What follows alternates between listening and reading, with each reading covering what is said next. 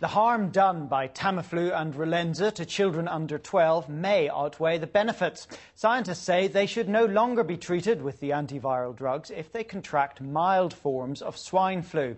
So where does this leave the government's strategy for treating the virus? Also at noon, future global food supplies could be threatened by climate change, water shortages and declining fish stocks. We've got to become more self-sufficient, says the government. Typhoons kill at least 34 people in East Asia. Tokyo is due to be hit tomorrow. And almost 1,400 requests for surveillance were made every day last year by police, security services and local councils. In the money, will government plans to get rid of student ghettos actually end up pricing young people out of the market? Children with mild cases of swine flu should not be given Tamiflu because its harms outweigh any benefits. That's the advice issued in the last half hour by scientists who are now urging the government to rethink its treatment strategy.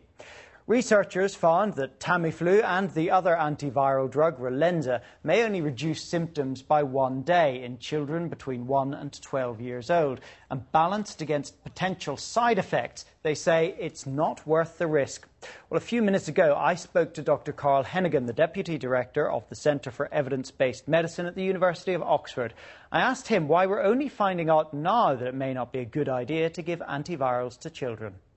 Well, I guess the question is you can only respond to the evidence base as it evolves. And one of the things we've done is done a systematic review of what's called randomised trials. And that's a true way to answer the question, if you like. And in effect, we did this research in 2005, and ourselves as in the Department of Primary Care in Oxford prioritised this research to actually bring it out now, so we felt it was the appropriate time. Unfortunately, we'd like to have done this earlier, but actually it takes time for us to methodologically do this with rigour and make it a sound piece of research. It sounds like it's a fine balancing act, deciding whether the swine flu is worse or whether the side effects of the Tamiflu would be worse. Well, I think in any treatment, what you do is you take the benefits of the treatment and relate them to the harms.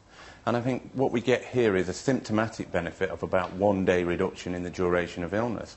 But what we don't get is any reduction in the complications. So what's slightly disappointing here is in children with, say, asthma, we don't get any reduction in the exacerbations of asthma. In addition to that, you get some harms of the treatment, and one of them harms is for about every 20 children treated, you get an additional one of them will vomit. And that can be a problem for children. So of those 1 in 20 who experience vomiting, I mean, is that dangerous for those children?